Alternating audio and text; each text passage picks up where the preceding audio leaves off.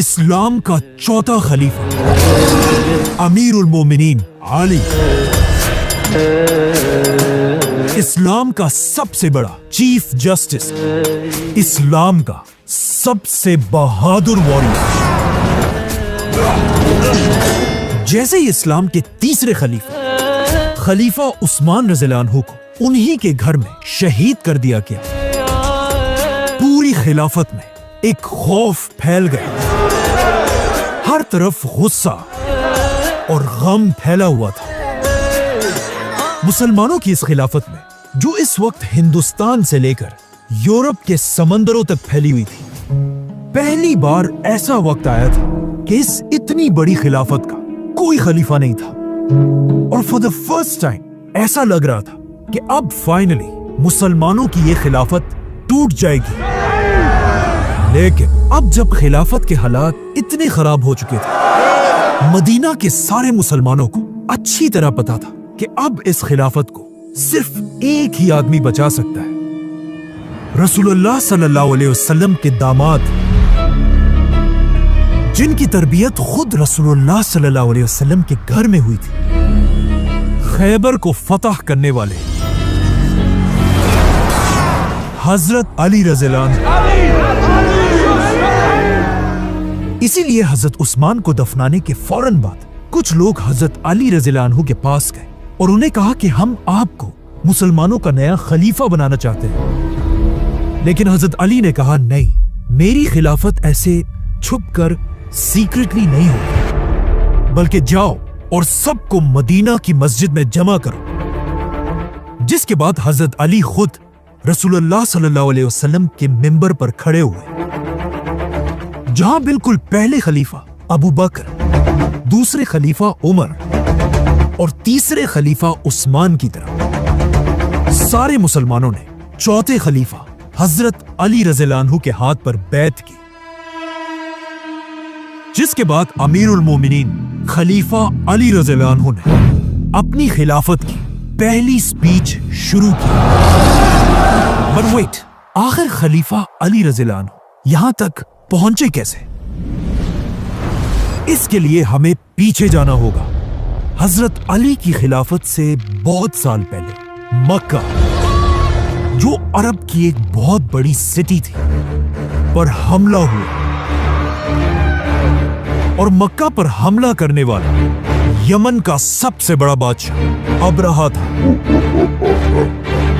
जैसे ही वो अपनी 60,000 की फौज लेकर मक्का के करीब पहुंचा, मक्का के सारे लोग डर गए और उन्होंने अबरहा से मुकाबले के लिए अपना सबसे बड़ा सरदार आगे किया, जिसका नाम था अब्दुल मुत्तलिब, जिसने काबा के खिलाफ को पकड़कर अल्लाह से दुआ की कि या अल्लाह, अपने इस घर काबा को अबरहा से बचा।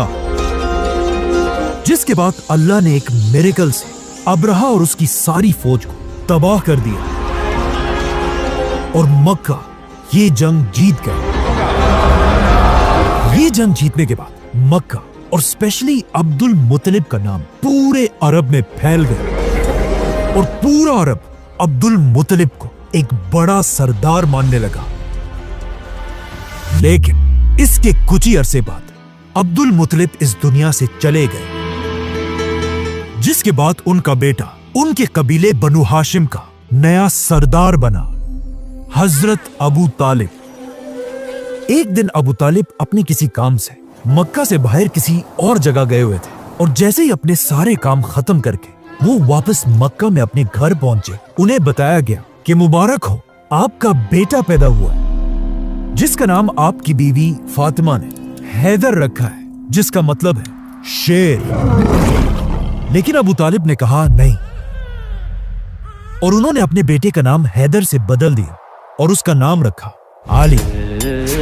इस वक्त अबू तालिब मक्का के सबसे बड़े सरदारों में से एक थे और हजरत अली मक्का के बड़े सरदार के सबसे छोटे बेटे थे।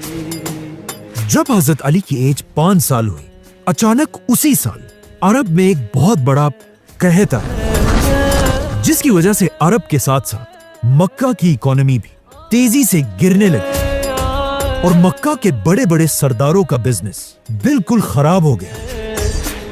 इन्हीं सरदारों में एक हजरत अली के वालिद अबू तालिब भी थे। बल्कि अबू तालिब के घर के हालात इतने खराब हुए कि उनके लिए अब अपने घर वालों का ख्याल रखना भी मुश्किल हो गया था।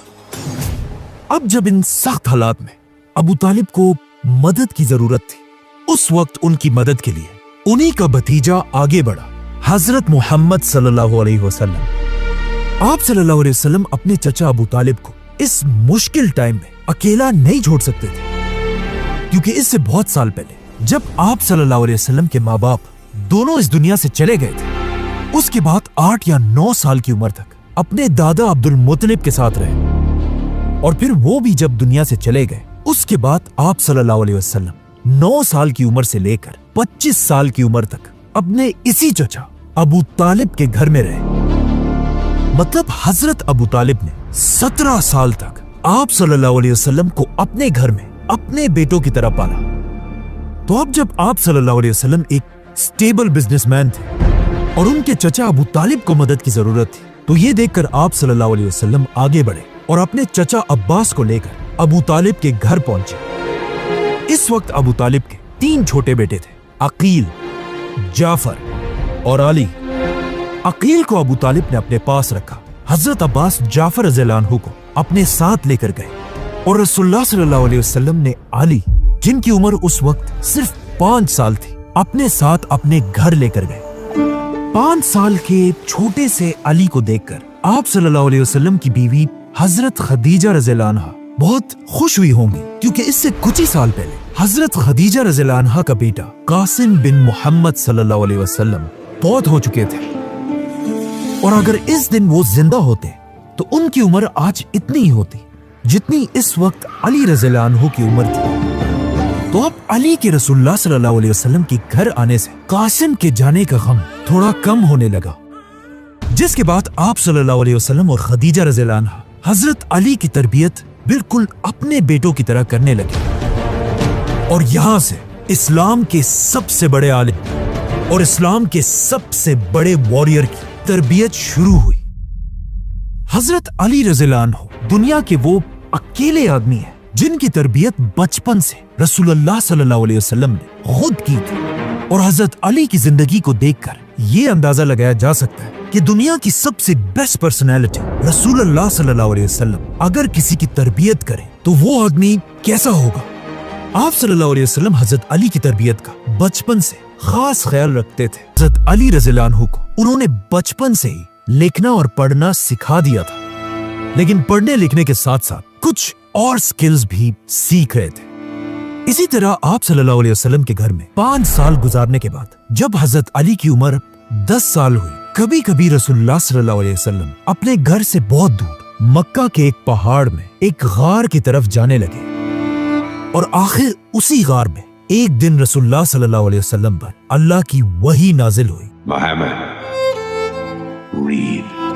जिसके बाद आप सल्लल्लाहु अलैहि वसल्लम सीधा अपने घर आए और दुनिया में सबसे पहले उनकी बीवी खदीजा रज़ियल्लाहु अन्हा ने इस्लाम कबूल किया, जिनके बाद उन्हीं के घर में रहने वाले 10 साल की उम्र में अली रज़ियल्लाहु अन्हु ने इस्लाम कबूल कर लिया। और फिर आप सल्लल्लाहु अलैहि वसल्लम के बेस्ट फ्रेंड अबू बकर रज़ियल्लाहु अन्हु ने इस्लाम कबूल किया। जिसके बाद एक दिन आप सल्लल्लाहु अलैहि वसल्लम हजरत अली के साथ नमाज पढ़ रहे थे।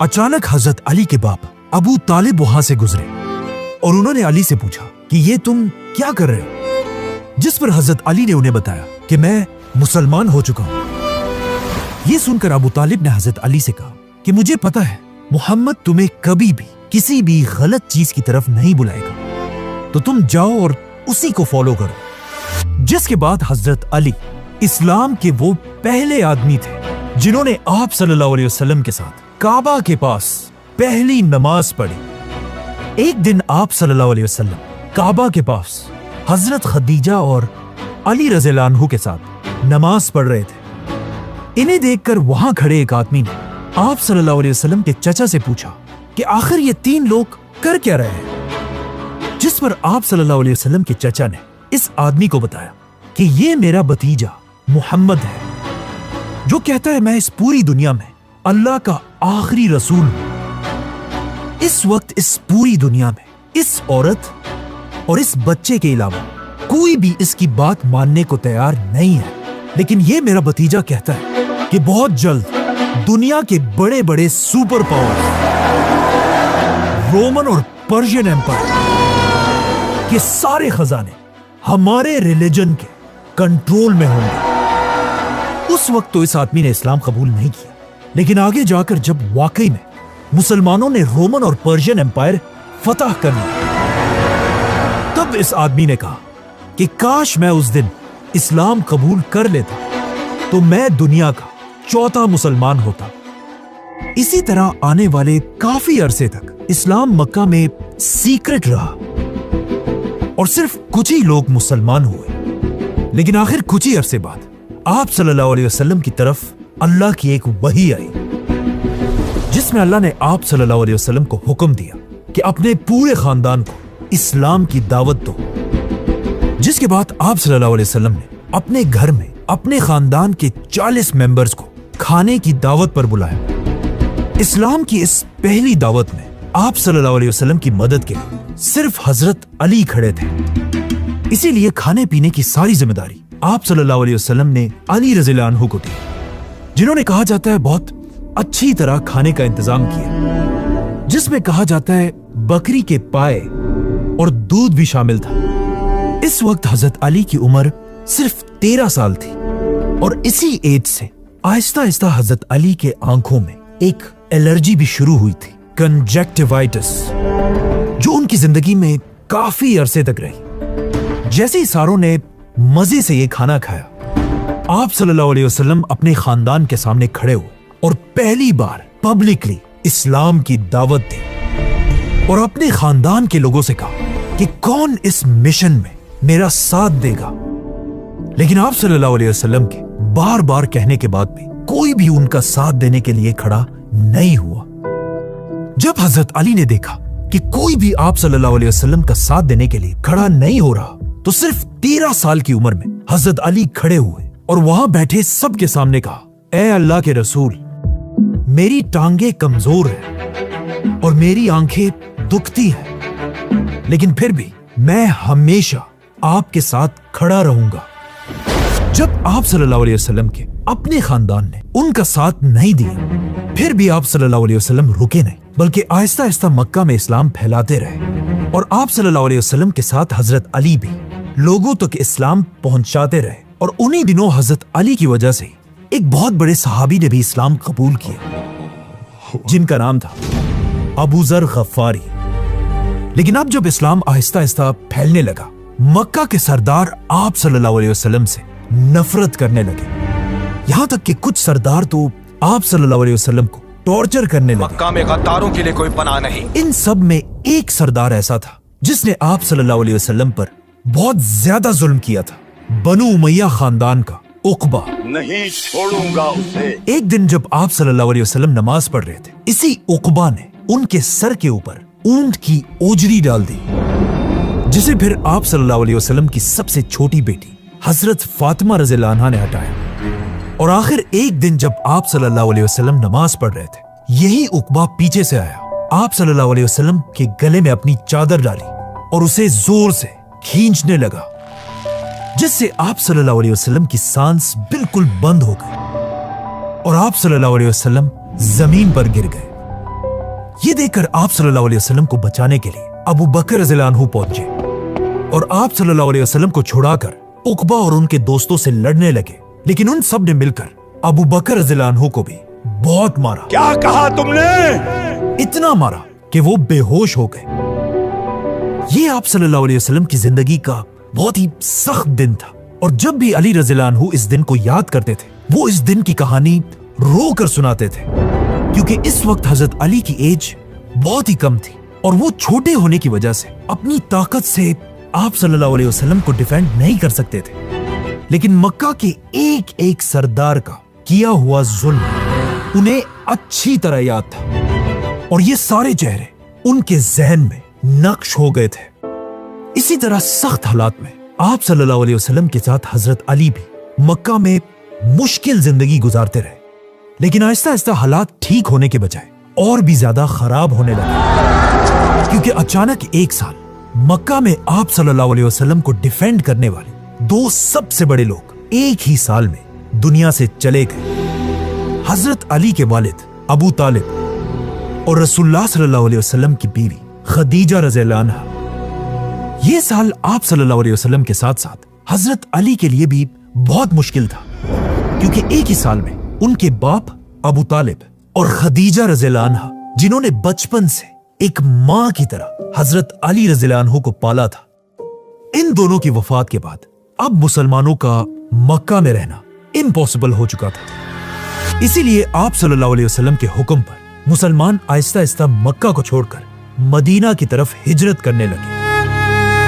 मक्का में सिर्फ आप सल्लल्लाहु अलैहि वसल्लम, अबू बकर और अली रज़ियल्लाहु अन्हु रह गए। अब जब मक्का के सरदारों ने देखा कि मुसलमान आहिस्ता आहिस्ता मक्का को छोड़कर जा रहे हैं, तो उन्होंने आप सल्लल्लाहु अलैहि वसल्लम को रोकने के लिए एक बहुत ही खतरनाक प्लान बनाया कि मक्का के हर कबीले से एक एक आदमी जमा होकर रात को आप सल्लल्लाहु अलैहि वसल्लम पर हमला कर दे और उन्हें शहीद कर दे। और यह प्लान ऑफ कोर्स इस्लाम के सबसे बड़े दुश्मन अबू जहल का था। तो अब हिजरत से पहले 40 लोग तलवारें लेकर आप सल्लल्लाहु अलैहि वसल्लम के घर के दरवाजे के बाहर छुप कर खड़े हो गए। लेकिन इस सब का आप सल्लल्लाहु अलैहि वसल्लम को पहले ही पता चल चुका था और उन्होंने अपनी जगह अपने बिस्तर पर हजरत अली रज़ियल्लाहु अन्हु को लिटाया और उन्हें हुक्म दिया कि मक्का के सारे लोगों की अमानतें लौटाकर ही तुम सबसे आखिर में मदीना हिजरत करना। जिसके बाद आप सल्लल्लाहु अलैहि वसल्लम किसी तरह अपने घर से निकलकर अबू बकर रज़ियल्लाहु अन्हु के साथ रात के अंधेरे में हिजरत करके मदीना की तरफ रवाना हुए। अब जैसे ही मक्का के ये असैसिन्स आप सल्लल्लाहु अलैहि वसल्लम को मारने के लिए उनके घर के अंदर गए, वो ये देखकर हैरान रह गए कि आप सल्लल्लाहु अलैहि वसल्लम के बिस्तर पर हजरत अली रज़ियल्लाहु अन्हु लेटे हुए थे। ये देखकर उन्हें इतना गुस्सा आया कि वो सब हजरत अली से लड़ने लगे और उन्हें घर से निकालकर मक्का के जेल में बंद कर दिया और बार बार हजरत अली से पूछने लगे कि हमें बताओ मोहम्मद और अबू बकर कहां हैं? लेकिन जब हजरत अली ने उन्हें कोई भी हिंट नहीं दिया, उन्होंने मायूस होकर हजरत अली को छोड़ दिया। जिसके बाद अगले 3 दिन तक हजरत अली रज़ियल्लाहु अन्हु ने आप सल्लल्लाहु अलैहि वसल्लम की सारी अमानतें लोगों को वापस कर दी और खुद सबसे आखिर में अकेले बगैर किसी ऊंट और घोड़े के पैदल मदीना की तरफ रवाना हुआ। मक्का से मदीना कोई आम सफर नहीं था, बल्कि ये 450 किलोमीटर का लंबा रास्ता था। 450 किलोमीटर, वो भी अरब के गर्म डेजर्ट में। और सबसे मुश्किल बात तो ये थी कि ये जुलाई का महीना था, जहां इस महीने में 50 डिग्री से भी ज्यादा गर्मी होती है। लेकिन अरब की ये सख्त गर्मी भी हजरत अली को उनके मिशन से नहीं रोक सकी और हजरत अली पैदल अकेले इस्लाम के नए घर आप सल्लल्लाहु अलैहि वसल्लम के शहर मदीना की तरफ चलते रहे। यहां तक कि अरब के रेगिस्तान की तेज हवाएं भी उन्हें नहीं रोक सकी और वो आगे बढ़ते रहे। हजरत अली के इस मुश्किल सफर को देखकर एक और सफर की भी याद आती है कि जब इससे हजारों साल पहले मूसा अलैहिस्सलाम अकेले फिरौन के शहर से निकलकर मिस्र के गर्म डेजर्ट में पैदल चल रहे थे। क्योंकि इन दो जर्नीज में एक बात कॉमन है कि ये दोनों ऑलमोस्ट 450 किलोमीटर ही थे। इस दिन हजरत अली अकेले मदीना की तरफ बढ़ रहे थे और इतना पैदल चलने की वजह से उनके पैर बिल्कुल सूज गए थे। लेकिन उन्होंने कभी सोचा भी नहीं होगा कि जिस मदीना की तरफ वो इतने मुश्किल में बढ़ रहे हैं, एक दिन इसी मदीना में पूरे खिलाफत की बैत उन्हीं के हाथ पर होगी। वो खिलाफत जो हिंदुस्तान से लेकर यूरोप के समंदरों तक फैली हुई थी, जिसके बाद आज ये अकेले चलने वाले अली उस दिन दुनिया के सबसे ताकतवर इंसान बनेंगे। अब जब हजरत अली सफर में थे, आप सल्लल्लाहु अलैहि वसल्लम और अबू बकर रज़ियल्लाहु अन्हु इससे पहले ही मदीना के करीब पहुंच चुके थे। लेकिन आप सल्लल्लाहु अलैहि वसल्लम मदीना एंटर नहीं हुए, बल्कि वो मदीना से पहले ही एक गांव कुबा में कई दिन तक हजरत अली का बेसब्री से इंतजार कर रहे थे। और जैसे ही उन्हें पता चला कि हजरत अली अकेले पूरे डेजर्ट को क्रॉस करके पहुंच चुके हैं तो वो बहुत खुश हुए और उन्होंने हुक्म दिया कि अली को मेरे पास बुलाया जाए। लेकिन सहाबा ने आप सल्लल्लाहु अलैहि वसल्लम से कहा कि हजरत अली की हालत ऐसे हो गई है कि अब वो एक कदम भी और नहीं ले सकते और उनके पैर अब चलने के काबिल ही नहीं है। ये सुनकर आप सल्लल्लाहु अलैहि वसल्लम खुद हजरत अली के पास गए, उन्हें गले से लगाया और उनके पैरों के जख्मों को देखकर रोने लगे और उनके पैरों पर अपना हाथ फेरा, जिससे हजरत अली को थोड़ा सुकून मिला। जिसके बाद फाइनली आप सल्लल्लाहु अलैहि वसल्लम हजरत अली रज़ियल्लाहु अन्हु और बाकी सहाबा के साथ पहली बार मदीना एंटर हुए।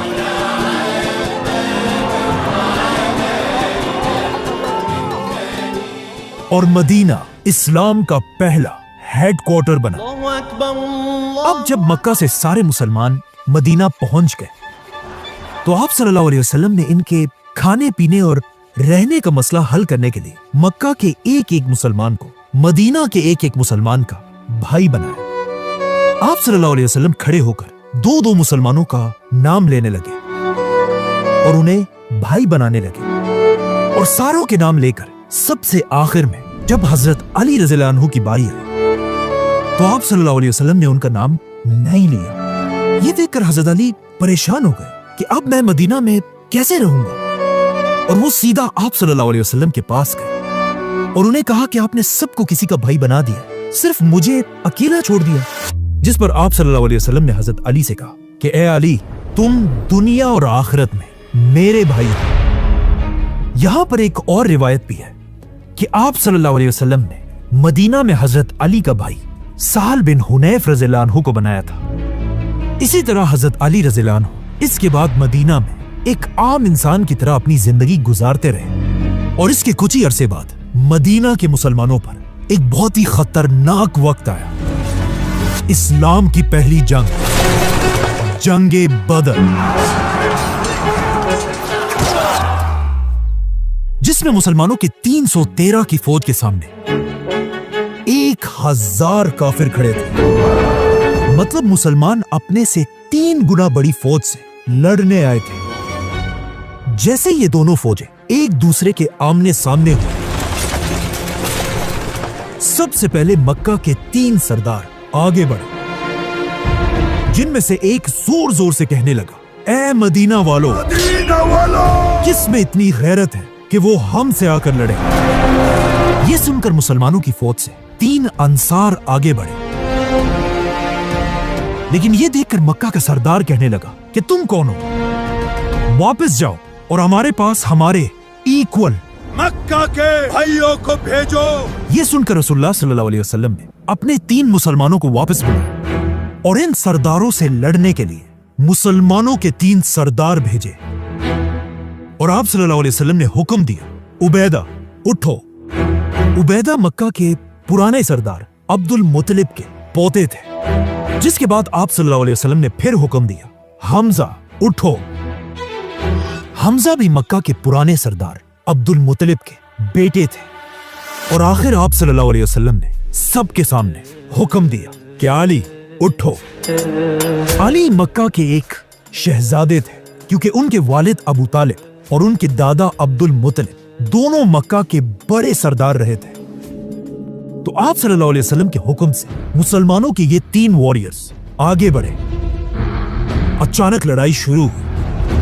सबसे पहले हजरत अली ने एक ही वार में अपने दुश्मन को मार डाला, जिसके बाद हजरत हमजा ने भी अपने ओपोनेंट को मार डाला और फिर हजरत अली और हमजा ने मिलकर तीसरे सरदार को भी मार दिया। ये देखकर मुसलमानों की फौज जोर जोर से नारे लगाने लगी। मक्का के ये 3 सरदार कोई आम लोग नहीं थे, बल्कि ये मक्का के सबसे ताकतवर औरत हिंदा के बाप, चाचा और भाई थे। जैसे ही मक्का वालों ने अपने 3 बड़े सरदारों को इस तरह आसानी से गिरते हुए देखा, मक्का की सारी फौज ने मुसलमानों पर हमला कर दिया और इस तरह इस्लाम की पहली जंग, जंगे बदर शुरू हुई।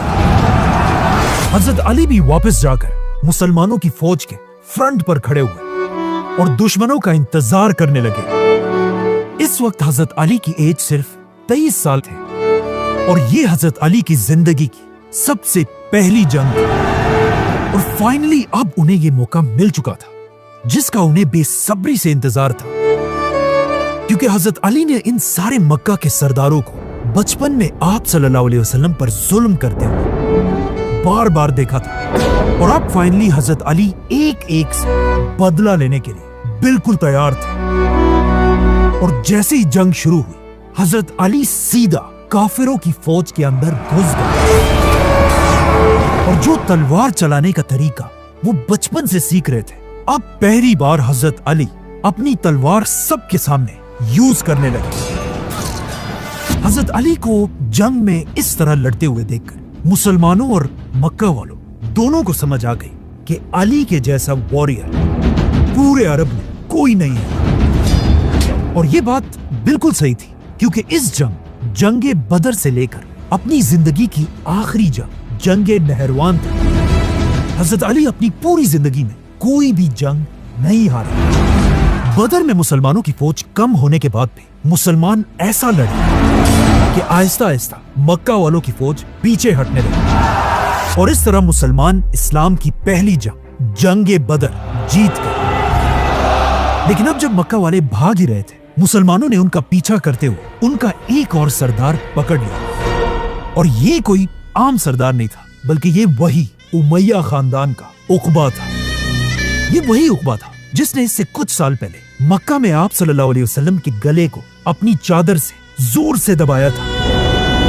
और इसकी शक्ल हजरत अली बचपन से जानते थे। इसीलिए जैसे ही ये पकड़ा गया, हजरत अली सीधा आगे बढ़े और अपनी तलवार से इसकी गर्दन उड़ा दी। इस जंग में मुसलमानों ने 70 काफिरों को मारा था और कहा जाता है हजरत अली ने अकेले इन 70 में से 25 या 30 लोगों को मारा था। इसमें थोड़ी कंफ्यूजन है कि हजरत अली ने एग्जैक्टली कितने लोगों को मारा था, लेकिन यह बात क्लियर है कि बदर में सबसे ज्यादा लोग हजरत अली ने ही मारे थे। जैसे ही मुसलमान बदर की जंग के बाद वापस मदीना पहुंचे, मदीना में हर तरफ खुशी और सेलिब्रेशन का माहौल था और लोग इस जीत पर अल्लाह का शुक्र अदा कर रहे थे। लेकिन जैसे ही आप सल्लल्लाहु अलैहि वसल्लम खुशी से अपने घर पहुंचे और अपनी बेटियों के बारे में पूछा, यहां आप सल्लल्लाहु अलैहि वसल्लम को एक बहुत ही शॉकिंग खबर सुनाई गई। उन्हें बताया गया कि जब आप बदर के मैदान में लड़ रहे थे, उसी वक्त यहां मदीना में आपकी बेटी रुकैया अपनी आखिरी सांसें ले रही थी और अब वो इस दुनिया में नहीं रही।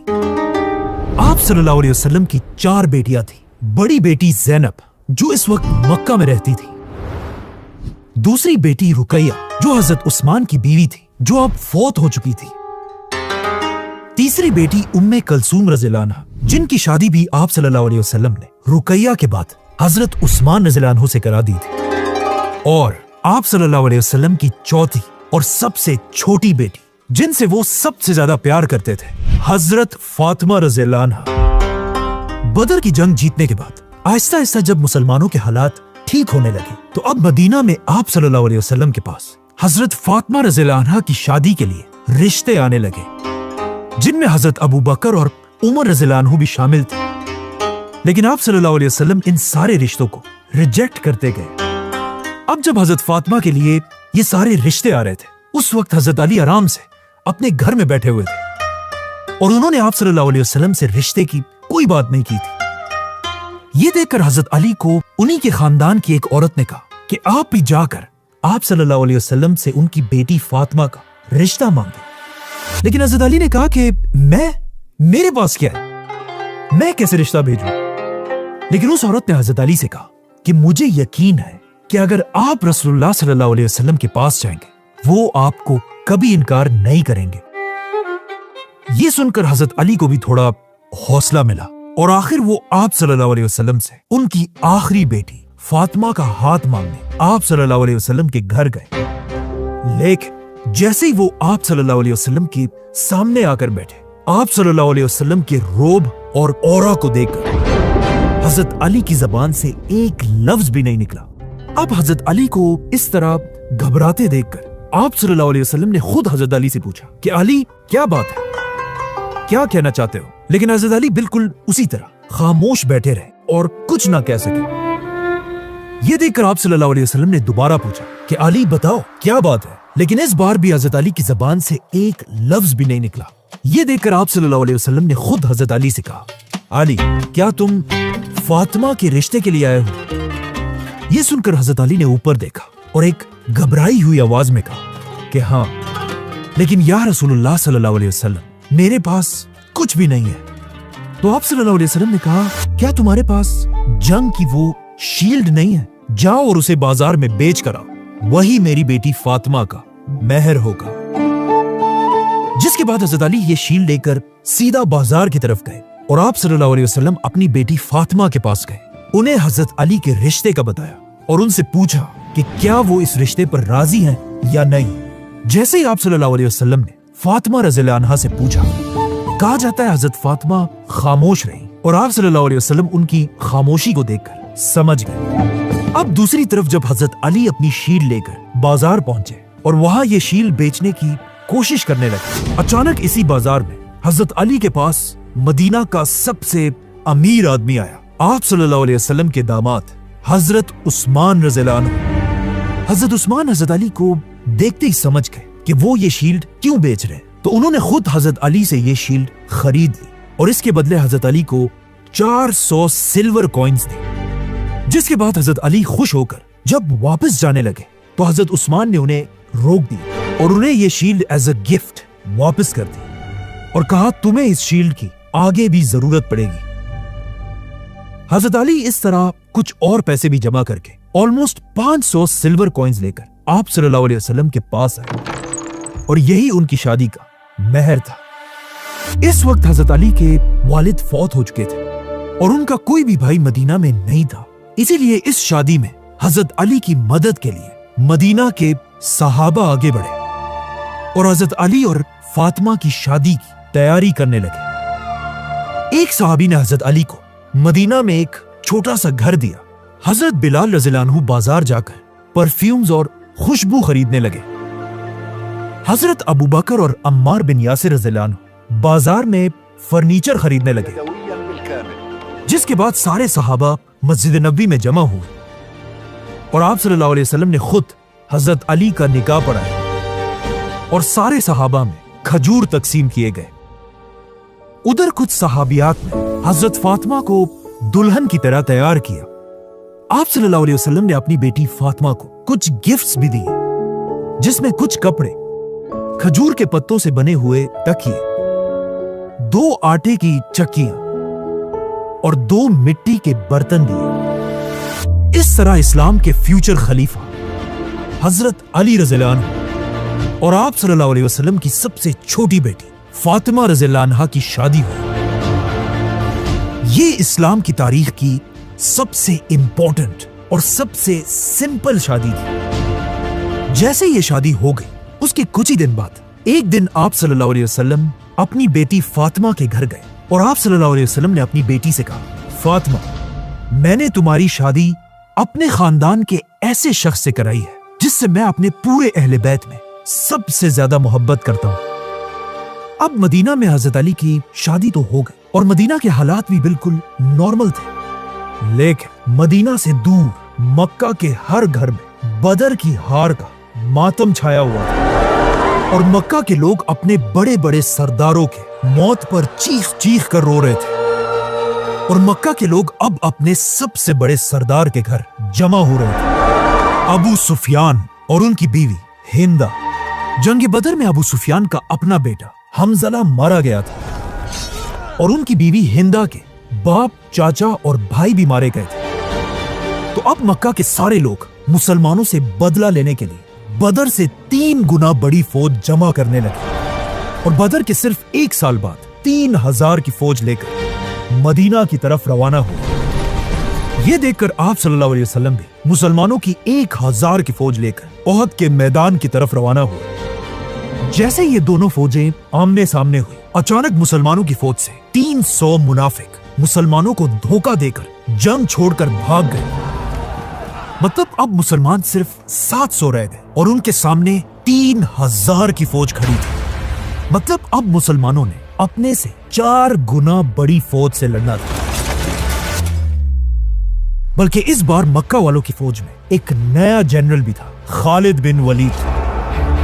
मतलब ये जंगे ओहद बदर की जंग से भी ज्यादा खतरनाक थी। अब जब इस इम्पॉसिबल जंग में दोनों फौजें आमने सामने हुई, मक्का वालों की फौज से एक बार फिर उनका चैंपियन तलहा आगे बढ़ा और जोर जोर से मुसलमानों को लड़ाई का चैलेंज देने लगा। तलहा के इस गुरूर को देखकर कोर्स मुसलमानों का चैंपियन भी आगे बढ़ा, जो अब आप सल्लल्लाहु अलैहि वसल्लम का दामाद भी था, 25 साल की उम्र का अली।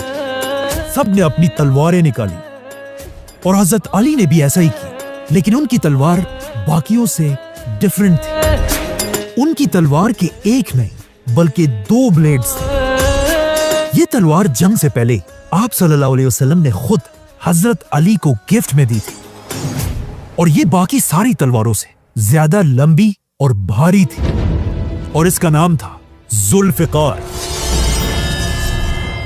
जैसे ये लड़ाई शुरू हुई, बस थोड़ी सी देर में हजरत अली ने अपनी तलवार से एक ही वार में तलहा की टांग काट दी और वो जमीन पर गिर पड़ा और रेंगते हुए दूर भागने की कोशिश करने लगा और हजरत अली अपनी तलवार के साथ आहिस्ता आहिस्ता उसकी तरफ बढ़ने लगे। अब यहां पर मक्का का ये चैंपियन जो इससे पहले बड़ी बड़ी बातें कर रहा था, अब यहां सबके सामने हजरत अली से अपनी जिंदगी की भीख मांगने लगा। लेकिन हजरत अली ने अपनी तलवार उठाई, जिसे देखकर मुसलमानों की फौज नारे लगाने लगी और हजरत अली ने अपनी तलवार चला दी और वापस मुसलमानों की तरफ जाने लगे। लेकिन जब मुसलमानों ने गौर से देखा, उन्हें पता चला कि जब ये बंदा हजरत अली से भीख मांगने लगा था, हजरत अली ने इसे मारा नहीं बल्कि जंग के मैदान में माफ कर दिया था और इसी के साथ इस्लाम की दूसरी जंग जंगे ओहद शुरू हुई। मुसलमानों की फौज में इतना जज्बा था कि वो कुछ ही देर में अपने से 4 गुना बड़ी फौज को आसानी से पीछे धकेलने लगे और आखिर बिल्कुल बदर की तरह मक्का की फौज एक बार फिर जंग छोड़कर पीछे भागने लगी। ये देखकर इस पहाड़ के आर्चर्स भी नीचे उतर गए और मक्का वालों का छोड़ा हुआ माल जमा करने लगे। लेकिन इसी एग्जैक्ट वक्त का मक्का के जनरल खालिद बिन वलीद इंतजार कर रहे थे। जैसे ये आर्चर्स नीचे उतरे, खालिद बिन वलीद फुल स्पीड अपने घोड़ों के साथ पहाड़ के पीछे से छुपकर मुसलमानों पर हमले के लिए रवाना हुए और पहाड़ के पीछे से मुसलमानों पर हमला कर दिया। ये देखकर मक्का की फौज भी पलट गई। मतलब अब मुसलमान इन दोनों फौजों के दरमियान फंस गए थे। बल्कि हालात इतने खराब हुए कि कुछ लोगों ने रसूलुल्लाह सल्लल्लाहु अलैहि वसल्लम के कैंप पर भी हमला कर दिया। और सबसे खतरनाक बात ओहद में ये थी कि अचानक जंग के मैदान में एक बहुत ही अजीब अफवाह फैली। लोग हर तरफ चीखने लगे कि रसूलुल्लाह सल्लल्लाहु अलैहि वसल्लम को शहीद कर दिया गया। अब तक मुसलमान फुल जज्बे से लड़ रहे थे, लेकिन जब उन्होंने ये खबर सुनी, कुछ मुसलमान जंग छोड़कर पीछे हटने लगे। कुछ आप सल्लल्लाहु अलैहि वसल्लम के वफात होने की खबर सुनकर जमीन पर बैठ गए और रोने लगे और कुछ अपनी जगह पर ही खड़े रहे। लेकिन ये देखकर हजरत अली रज़ियल्लाहु अन्हु ने मुसलमानों की फौज का झंडा उठाया और जोर जोर से कहने लगे कि अब जब रसूलुल्लाह सल्लल्लाहु अलैहि वसल्लम ही दुनिया में नहीं रहे तो फिर हमारा इस दुनिया में रहने का क्या फायदा है। इसी के साथ हजरत अली ने अपनी तलवार की नयाम तोड़कर फेंक दी और अपनी तलवार जुल्फिकार के साथ काफिरों की फौज के अंदर घुस गए। लेकिन कुछ ही देर बाद पता चला कि ये सब बिल्कुल एक अफवाह थी और आप सल्लल्लाहु अलैहि वसल्लम अब भी पहाड़ पर मजबूती से खड़े थे। ये देखकर हजरत अली बाकी सहाबा के साथ फुल स्पीड आप सल्लल्लाहु अलैहि वसल्लम के पास पहुंचे और उन्हें बहादुरी से डिफेंड करने लगे। इस तरह मुसलमान दोबारा इस पहाड़ पर मजबूती से खड़े हुए और पहाड़ के ऊपर से मक्का वालों पर पत्थर बरसाने लगे। मुसलमानों को पहाड़ के ऊपर ऐसे स्टेबल देखकर मक्का वालों को समझ आ गई कि अब वो और कुछ भी नहीं कर सकते। इसीलिए वो अपनी सारी फौज के साथ ओहद छोड़कर वापस मक्का की तरफ चले गए। इस तरह इस्लाम की दूसरी जंग जंगे ओहद ना काफिर जीते और ना मुसलमान। ओहद रसूलुल्लाह सल्लल्लाहु अलैहि वसल्लम की जिंदगी में सबसे मुश्किल जंग, क्योंकि इसमें सबसे ज्यादा 70 मुसलमान शहीद हुए थे। जिनमें रसूलुल्लाह सल्लल्लाहु अलैहि वसल्लम के चचा हजरत हमजा रज़ियल्लाहु अन्हु भी शामिल थे। और इस जंग में हजरत अली रज़ियल्लाहु अन्हु को तलवारों के 16 जख्म लगे थे। आप सल्लल्लाहु अलैहि वसल्लम ने सारे शहीदों को ओहद में दफन करने का हुक्म दिया, जिसके बाद सारे मुसलमान वापस मदीना आए। मदीना वापस आने के बाद आहिस्ता आहिस्ता जब मदीना के हालात ठीक होने लगे, सही मुस्लिम की हदीस है कि एक दिन आप सल्लल्लाहु अलैहि वसल्लम अपनी बेटी फातिमा रज़ियल्लाहु अन्हा के घर गए और वहां उन्होंने देखा कि अली तो घर में है ही नहीं। तो आप सल्लल्लाहु अलैहि वसल्लम ने अपनी बेटी से पूछा कि अली कहाँ है, जिस पर हजरत फातिमा ने आप सल्लल्लाहु अलैहि वसल्लम से कहा कि मेरी और उनकी किसी बात पर बहस हुई थी और वो घर से कहीं बाहर चले गए हैं। जिसके बाद आप सल्लल्लाहु अलैहि वसल्लम भी हजरत अली को ढूंढने के लिए घर से बाहर निकले और जब वो मस्जिद नबवी पहुंचे, उन्होंने देखा कि हजरत अली जमीन पर लेटे हुए हैं और उनके जिस्म पर मस्जिद नबवी की जमीन की मिट्टी लगी हुई थी। आप सल्लल्लाहु अलैहि वसल्लम हजरत अली के पास आए और खुद अपने हाथों से उनके जिस्म से मिट्टी हटाने लगे और फरमाया, उठो ए अबू तुराब, उठो। तुराब अरबी में मिट्टी को कहते हैं और यहीं से हजरत अली का नाम अबू तुराब पड़ा। और कहा जाता है हजरत अली अपनी जिंदगी के आखिर तक अबू तुराब नाम को बहुत पसंद करते थे और जब भी कोई उन्हें अबू तुराब कहकर पुकारता था, उन्हें इस दिन की याद आती थी और वो बहुत खुश होते थे। लेकिन अफसोस की बात यह है, आने वाले जमाने में कुछ लोग ऐसे भी थे जो हजरत अली के इस नाम अबू तुराब से उनका मजाक उड़ाया करते थे। इस वाक़ये के बाद एक दिन आप सल्लल्लाहु अलैहि वसल्लम सहाबा के साथ मस्जिद में बैठे हुए थे तो एक शख्स दूर से खुशी खुशी आप सल्लल्लाहु अलैहि वसल्लम के पास आया और उनसे कहा, या रसूल अल्लाह, मुबारक हो, आपकी बेटी फातिमा के घर बेटा पैदा हुआ है। यह सुनकर आप सल्लल्लाहु अलैहि वसल्लम सीधा हजरत अली के घर पहुंचे, अपने नवासे को गोद में उठाया और उन्हें गले से लगाया। जिसके बाद आप सल्लल्लाहु अलैहि वसल्लम ने हजरत अली से पूछा कि तुमने इस बच्चे का क्या नाम रखा है? जिस पर हजरत अली ने कहा कि मैंने इसका नाम हर्ब रखा है, जिसका इंग्लिश में मतलब है वॉर। लेकिन आप सल्लल्लाहु अलैहि वसल्लम ने हजरत अली से कहा कि नहीं, बल्कि इस बच्चे का नाम हसन होगा। इस वक्त हजरत हसन अकेले मेल नवासे थे, इसीलिए आप सल्लल्लाहु अलैहि वसल्लम अपने इस नवासे हसन से बहुत मोहब्बत करते थे। जैसे जैसे हजरत हसन बड़े होते गए, कहा जाता है वो बिल्कुल अपने नाना आप सल्लल्लाहु अलैहि वसल्लम की तरह दिखते थे और आप सल्लल्लाहु अलैहि वसल्लम उस जमाने के सख्त अरब सोसाइटी में भी अपने नवासे हसन रज़ियल्लाहु अन्हु को मदीना की गलियों में अपने कंधों पर बिठाकर घुमाया करते थे। जिसे देखकर एक दिन एक सहाबी ने आप सल्लल्लाहु अलैहि वसल्लम से यह तक कहा कि मेरे मदीना में 10 पोते और नवासे हैं, लेकिन मैंने कभी किसी से ऐसी मोहब्बत नहीं की जिस तरह आप हसन से करते हैं। और एक दिन जब आप सल्लल्लाहु अलैहि वसल्लम ने हजरत हसन को अपने कंधे पर बिठाया हुआ था, एक सहाबी ने यह देखकर हजरत हसन से कहा कि या हसन, तुमने क्या जबरदस्त सवारी पाई है। जिस पर आप सल्लल्लाहु अलैहि वसल्लम ने जवाब दिया कि सवार भी तो देखो कितना जबरदस्त है। और एक दिन आप सल्लल्लाहु अलैहि वसल्लम ने हजरत हसन को अपनी गोद में उठाया और अल्लाह से दुआ की कि ए अल्लाह, उससे मोहब्बत रख जो हसन से मोहब्बत रखता है। और हजरत हसन के बारे में सबसे बड़ी बात आप सल्लल्लाहु अलैहि वसल्लम ने यह कही कि मेरा ये बेटा हसन सैयद मतलब लीडर है और ये एक दिन मुसलमानों के 2 बड़े ग्रुप्स के दरमियान सुलह कराएगा। और बिल्कुल ऐसा ही हुआ। हजरत हसन रज़ियल्लाहु अन्हु आगे जाकर मुसलमानों के आखिरी खलीफा राशिद बने और मुसलमानों की जानों को बचाने के लिए उन्होंने अपनी खिलाफत अपनी मर्जी से छोड़ दी। इसी तरह हजरत हसन आहिस्ता आहिस्ता मदीना में बड़े हो रहे थे, लेकिन मदीना से बहुत दूर मक्का वालों का कॉन्फिडेंस ओहद की जंग के बाद और भी ज्यादा बढ़ गया था और वो इस बार 10,000 की फौज के साथ मदीना पर हमले के लिए रवाना हो चुके थे।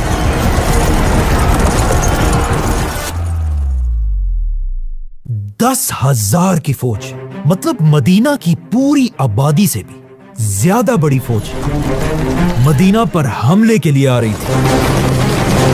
जब आप सल्लल्लाहु अलैहि वसल्लम को इसका पता चला, उन्होंने सारे सहाबा की एक मीटिंग बुलाई जिसमें फैसला किया गया कि मुसलमान मदीना के अंदर ही रहकर मक्का वालों से जंग करेंगे और मदीना के फ्रंट पर 2 पहाड़ों के दरमियान एक बहुत बड़ी खंदक बनाएंगे जैसे ही मक्का वालों की 10,000 की फौज मदीना के करीब पहुंची, वो ये खंदक देखकर हैरान रह गए, क्योंकि ये इतनी बड़ी खंदक थी कि इसे क्रॉस करना ऑलमोस्ट इम्पॉसिबल था, और कोई भी इसे क्रॉस करने की कोशिश करता, मुसलमान उन्हें अपनी तीरों से भगा देते। 15 दिन तक दोनों साइड्स अपनी अपनी जगह पर उसी तरह खड़ी रही, लेकिन आखिर 15 दिन बाद मक्का के कुछ वॉरियर्स फ्रस्ट्रेट होकर आगे बढ़े और किसी तरह इस खंदक को क्रॉस करके मुसलमानों की साइड पर पहुंच गए। जैसे ये ग्रुप मुसलमानों के सामने आया, मक्का का सबसे बड़ा वॉरियर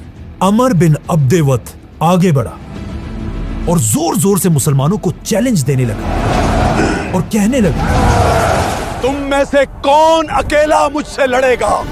अमर कोई आम वॉरियर नहीं था, इसकी हाइट आम लोगों से बहुत ज्यादा थी और ये पूरे मक्का में अपनी ताकत की वजह से मशहूर था। जब उसने इतने गुरूर के साथ मुसलमानों को लड़ने का चैलेंज दिया, मुसलमानों, तो ऑफ कोर्स मुसलमानों में से किसने आगे जाना था? हजरत अली मुसलमानों की फौज से आगे बढ़े। अमर ने हजरत अली को देखकर कहा कि भतीजे, तुम अभी छोटे हो, वापस जाओ, मैं तुम्हें नहीं मारना चाहता। जवान हो, वापस जाओ। लेकिन हजरत अली ने कहा कि मैं तो तुम्हें मारना चाहता हूं। इस पर अमर को गुस्सा आया और अपने घोड़े से उतरकर हजरत अली की तरफ भागने लगा और अपना स्पीयर उठाकर जोर से हजरत अली पर हमला किया। हजरत अली ने अपने आप को बचाने के लिए अपनी शील्ड सामने रखी, लेकिन यह स्पीयर इतना तेजी से आ रहा था कि वो हजरत अली के शील्ड को फाड़कर शील्ड के अंदर घुस गए। थोड़ा सा हजरत अली के चेहरे पर भी लगा। हजरत अली जैसे वॉरियर को जख्मी करना बड़ी बात थी, लेकिन ये अमर की जिंदगी की सबसे बड़ी और आखिरी गलती थी। हजरत अली ने तेजी से अपनी शील्ड हटाई और अपनी तलवार से एक ही वार में उसकी गर्दन उड़ा दी। ये देखकर मुसलमान जोर जोर से नारे लगाने लगे और मक्का वालों की फौज वापस खंदक को क्रॉस करके पीछे भाग गई।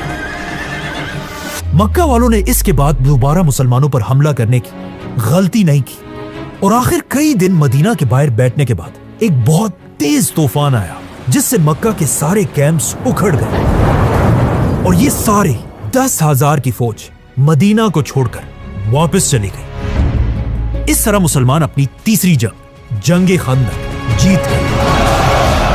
खंदक की जंग से पहले या कुछ ही अरसे बाद मदीना में हजरत अली के घर उनके दूसरे बेटे पैदा हुए, जिनका नाम भी रसूलुल्लाह सल्लल्लाहु अलैहि वसल्लम ने खुद रखा, हुसैन। और आप सल्लल्लाहु अलैहि वसल्लम ने खुद हजरत हुसैन के कान में अजान दी और बिल्कुल हजरत हसन की तरह आप सल्लल्लाहु अलैहि वसल्लम हजरत हुसैन से भी बहुत मोहब्बत करते थे। एक दिन मदीना में आप सल्लल्लाहु अलैहि वसल्लम सहाबा के साथ कहीं जा रहे थे, तो रास्ते में आप सल्लल्लाहु अलैहि वसल्लम की नजर छोटे से हुसैन पर पड़ी, जो कुछ खेल रहे थे। ये देखकर आप सल्लल्लाहु अलैहि वसल्लम आगे बढ़े और हुसैन रज़ियल्लाहु अन्हु को पकड़ने की कोशिश की, लेकिन हजरत हुसैन इधर उधर भागने लगे। आप सल्लल्लाहु अलैहि वसल्लम भी हजरत हुसैन के साथ खेलने लगे और उन्हें हंसाते रहे और आखिर आप सल्लल्लाहु अलैहि वसल्लम ने छोटे से हुसैन को पकड़ लिया, उनके माथे को किस किया और हुसैन को देखकर फरमाया, हुसैन मुझसे है और मैं हुसैन से हूं। ए अल्लाह, उससे मोहब्बत कर जो हुसैन से मोहब्बत करे। हजरत हुसैन अपने बड़े भाई हसन रज़ियल्लाहु अन्हु से सिर्फ 1 साल छोटे थे और आप सल्लल्लाहु अलैहि वसल्लम दोनों से बहुत मोहब्बत करते थे और इन्हें देखकर फरमाते थे, हसन और हुसैन मेरी दुनिया के 2 फूल हैं। लेकिन अफसोस की बात यह है, आगे जाकर आप सल्लल्लाहु अलैहि वसल्लम के इन दोनों फूलों के साथ जो हुआ, उसे आज तक पूरी दुनिया के मुसलमान नहीं भुला सके। हसन रज़ियल्लाहु अन्हु को जहर देकर शहीद कर दिया गया और इमाम हुसैन रज़ियल्लाहु अन्हु को उनकी पूरी फैमिली के साथ करबला के मैदान में बेदर्दी से शहीद कर दिया गया। जिस साल मदीना में हजरत हुसैन रज़ियल्लाहु अन्हु पैदा हुए, उसी साल हजरत अली पर एक बहुत बड़ा गम भी आया। मदीना में हजरत अली की माँ अबू तालिब की बीवी फातिमा बिनते असद इस दुनिया से चली गई और मदीना के लोग उन्हें दफनाने की तैयारी करने लगे। ये हजरत अली की जिंदगी का एक बहुत ही मुश्किल दिन था, लेकिन हजरत अली से भी ज्यादा इस दिन रसूलुल्लाह सल्लल्लाहु अलैहि वसल्लम खफा थे, क्योंकि हजरत अली ने तो अपनी सारी जिंदगी आप सल्लल्लाहु अलैहि वसल्लम के घर में गुजारी थी, लेकिन आप सल्लल्लाहु अलैहि वसल्लम ने अपना सारा बचपन अबू तालिब के घर गुजारा था, जहां हमेशा हजरत अली की वालिदा ही आप सल्लल्लाहु अलैहि वसल्लम का ख्याल रखती थी। इसीलिए जैसे ही आप सल्लल्लाहु अलैहि वसल्लम को पता चला, वो सीधा हजरत अली के माँ के पास पहुंचे और उन्हें देखकर फरमाया, ऐ मेरी माँ, अल्लाह आप पर रहम करे, आप मेरी माँ के बाद मेरी माँ थी। आप खुद भूखी रहती थी लेकिन हमेशा मुझे खिलाती थी। आपको खुद अच्छे लिबास की जरूरत होती थी लेकिन आप हमेशा मुझे पहनाती थी। जब उन्हें दफनाने का वक्त आया, आप सल्लल्लाहु अलैहि वसल्लम खुद उनकी कब्र के अंदर गए और वहां अल्लाह से दुआ की, ऐ अल्लाह मेरी माँ को बख्श दे। जिसके बाद आप सल्लल्लाहु अलैहि वसल्लम ने उनके कफन के लिए अपनी कमीज उतार कर दी, जिसके बाद उन्हें दफन कर दिया गया। अब ये सब तो हजरत अली के फैमिली मैटर्स थे, लेकिन वहां मदीना की रियासत में मुसलमान एक नई प्लानिंग कर रहे थे। खंदक की जंग के बाद मुसलमान आप सल्लल्लाहु अलैहि वसल्लम के हुक्म से पहली बार उम्रा करने के लिए मक्का की तरफ रवाना हुए और मुसलमानों ने पहले ही मक्का वालों को बता दिया था कि हम कोई जंग वंग नहीं करना चाहते, हम सिर्फ उम्रा करने के लिए आ रहे हैं। लेकिन जैसे ही मुसलमान मक्का के करीब पहुंचे, मक्का वालों ने उनका रास्ता रोक दिया, जिसके बाद मुसलमान कई दिन तक मक्का के बाहर ही बैठे रहे और जब कोई हल नहीं निकला, आखिर मुसलमानों ने और मक्का वालों ने आपस में एक एग्रीमेंट कर ली, सुलह हुदैबिया। रसूलुल्लाह सल्लल्लाहु अलैहि वसल्लम, हजरत अली और कुछ सहाबा मक्का वालों से एग्रीमेंट के लिए एक कैंप में जमा हुए। इस इतने इंपॉर्टेंट एग्रीमेंट को लिखने की जिम्मेदारी मदीना के सबसे बेस्ट राइटर को मिली, हजरत अली रज़ियल्लाहु अन्हु। और हजरत अली ने यह एग्रीमेंट लिखना शुरू की और हजरत अली ने लिखा, मोहम्मद अल्लाह के रसूल के नाम से। जैसे ही हजरत अली ने लिखा, मक्का वालों का एक शख्स गुस्से से खड़ा हुआ और कहा, यह क्या है, हम तो इन्हें रसूल मानते ही नहीं। ला नअतरिफु बिका रसूल। और उसने हजरत अली से कहा, इस एग्रीमेंट से मोहम्मद अल्लाह का रसूल मिटाकर मोहम्मद बिन अब्दुल्ला लिखो। इस बंदे की बातें सुनकर हजरत अली ने रसूलुल्लाह सल्लल्लाहु अलैहि वसल्लम की तरफ देखा और आप सल्लल्लाहु अलैहि वसल्लम ने हजरत अली से कहा कि ठीक है, जैसा ये कह रहा है वैसा ही लिखो। लेकिन यहां पहली बार एक बहुत ही अजीब मोमेंट आया। वो अली जो बचपन से हमेशा आप सल्लल्लाहु अलैहि वसल्लम के साथ खड़े थे और अपने हाथों से हर जंग में आप सल्लल्लाहु अलैहि वसल्लम के लिए तलवार चलाते थे, आज अपने कलम से अल्लाह का रसूल लिखा हुआ नहीं मिटा सके। और आप सल्लल्लाहु अलैहि वसल्लम के कहने के बाद भी हजरत अली अपना हाथ नहीं हिला पा रहे थे। यह देखकर आप सल्लल्लाहु अलैहि वसल्लम ने खुद यह एग्रीमेंट हजरत अली से लिया और पूछा कहां लिखा है, और फिर खुद अपने हाथों से मोहम्मद रसूलुल्लाह को मिटाया और हुक्म दिया कि इसकी जगह मोहम्मद बिन अब्दुल्ला लिखा जाए। और इस तरह पहली बार मुसलमानों और मक्का वालों के दरमियान सुलह हुदैबिया की एग्रीमेंट हुई और मुसलमान वापस मदीना आ गए।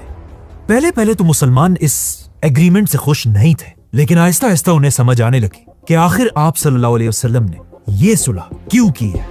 क्योंकि इस सुलह में एक पॉइंट यह था कि मुसलमान और मक्का वाले अगले 10 साल के लिए कोई भी जंग नहीं करेंगे। अब जब जंगें खत्म हो चुकी थी, मुसलमान मदीना में रहने लगे, लेकिन मदीना की इकोनॉमी अब भी बहुत ही ज्यादा खराब थी और सारे सहाबा मदीना में बहुत ही गुर्बत की जिंदगी गुजारते थे। और सिर्फ सहाबा नहीं, बल्कि खुद आप सल्लल्लाहु अलैहि वसल्लम की फैमिली हजरत अली और फातिमा रज़ियल्लाहु अन्हा भी बहुत गरीब जिंदगी गुजारते थे। एक दिन आप सल्लल्लाहु अलैहि वसल्लम अपनी बेटी फातिमा के घर गए और उन्होंने देखा कि घर में अली और हसन और हुसैन है ही नहीं। जब आप सल्लल्लाहु अलैहि वसल्लम ने पूछा तो उन्हें हजरत फातिमा ने बताया कि हमारे घर में खाने और पीने की कोई भी चीज नहीं थी और बच्चे भूख से रो रहे थे।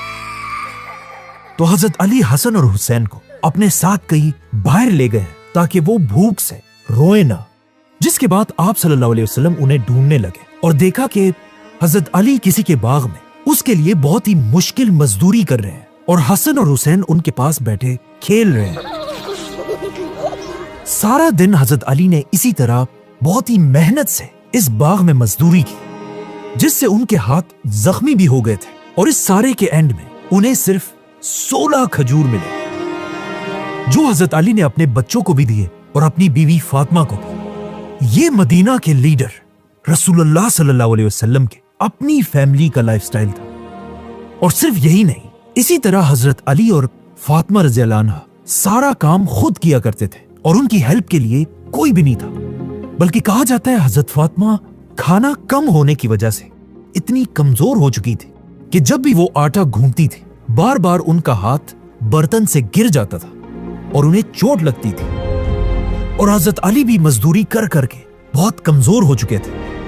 ये देखकर एक दिन हजरत अली ने हजरत फातिमा रज़ियल्लाहु अन्हा से कहा कि आप जाकर आप सल्लल्लाहु अलैहि वसल्लम से एक गुलाम की रिक्वेस्ट करें।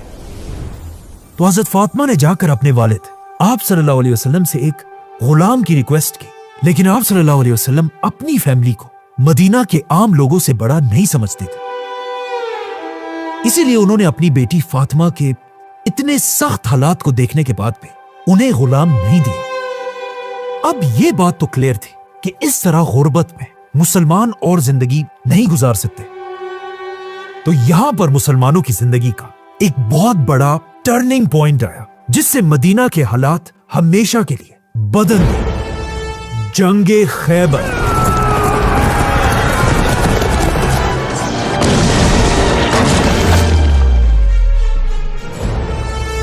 अब तक सारी जंगें हमेशा मक्का और मदीना के दरमियान होती थी, लेकिन सुलह हुदैबिया के बाद अब मक्का वालों से 10 साल तक कोई लड़ाई नहीं हो सकती थी। तो मुसलमानों ने अपना रुख मक्का से हटाकर अरब की एक और बड़ी सिटी की तरफ किया, जिसका नाम था खैबर।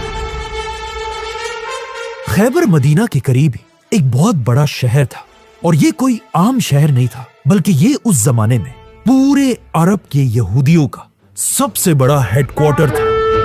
और यहूदी उस जमाने में भी बिल्कुल आज की तरह बहुत ही बड़े बिजनेसमैन थे, जिनका बिजनेस पूरी दुनिया में फैला हुआ था। और इन सारे बिजनेसेस से यहूदी जितना माल कमाते थे उसका सबसे बड़ा हिस्सा उन्होंने इसी खैबर के किले में स्टोर किया हुआ था। मतलब खैबर के किले के अंदर अनलिमिटेड गोल्ड, सिल्वर और लग्जरी चीजें पड़ी हुई थी। और इस बात का यहूदियों को अच्छी तरह पता था, इसीलिए उन्होंने इस खजाने को सेफ रखने के लिए खैबर के बाहर लंबी लंबी दीवारें बनाई थी और बड़े बड़े टावर्स खड़े किए थे। और खैबर का हर किला जमीन से काफी ऊपर हिल्स पर बना हुआ था। इसीलिए पिछले कई 100 साल से कोई भी यहूदियों से खैबर का किला नहीं छीन सका था। इन शॉर्ट खैबर इतना मजबूत किला था कि आज तक उसकी लंबी लंबी दीवारें और टावर्स अपनी जगह पर मजबूती से खड़े हैं। आज खैबर ऐसा दिखता है और इसे देखकर सोचें उस जमाने में खैबर कैसा दिखता होगा।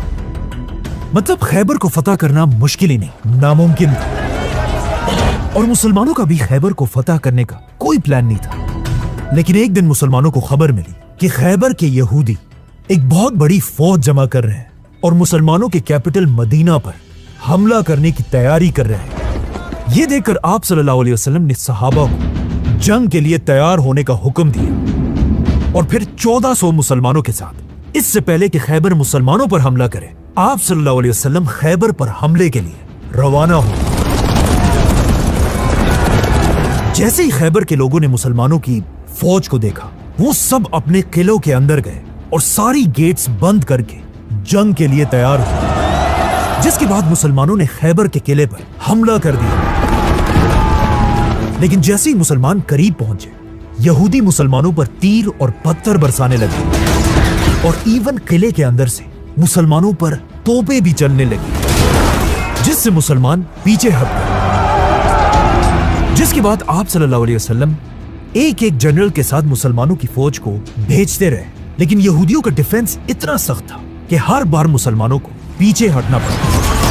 कहा जाता है एक बार अबू बकर और उमर रज़ियल्लाहु अन्हु ने भी मुसलमानों की फौज के साथ हमला किया और मुसलमान खैबर की दीवार तक पहुंच गए। लेकिन यह देखकर यहूदियों ने दीवार के ऊपर से बड़े बड़े पत्थर मुसलमानों पर फेंके और मुसलमानों को दोबारा पीछे हटना पड़ा। आखिर इतने हमलों के बाद ऐसा लगने लगा था कि मुसलमान खैबर को फतह नहीं कर पाएंगे और यहूदी ये जंग मुसलमानों से जीत जाएंगे। तो अब जब मुसलमानों का मोराल डाउन हो रहा था, तो आखिर आप सल्लल्लाहु अलैहि वसल्लम ने मुसलमानों को जमा किया और उन सब से कहा, कल मैं झंडा ऐसे शख्स को दूंगा जो अल्लाह और उसके रसूल से मोहब्बत करता है और अल्लाह और उसके रसूल उससे मोहब्बत करते हैं, और अल्लाह उसी आदमी के हाथ पर खैबर के किले को फतह करेगा।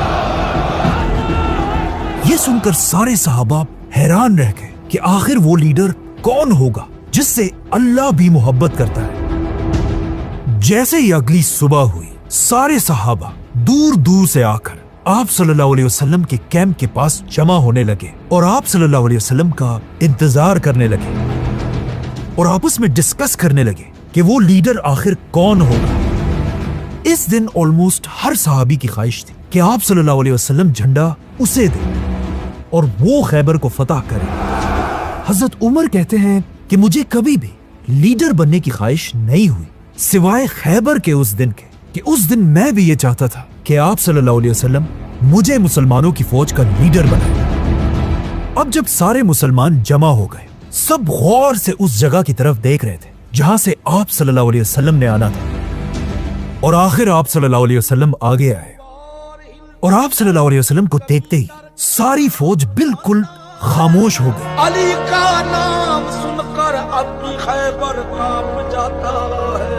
आखिर आप सल्लल्लाहु अलैहि वसल्लम मुसलमानों के सामने खड़े हुए और कहा, अली कहाँ है?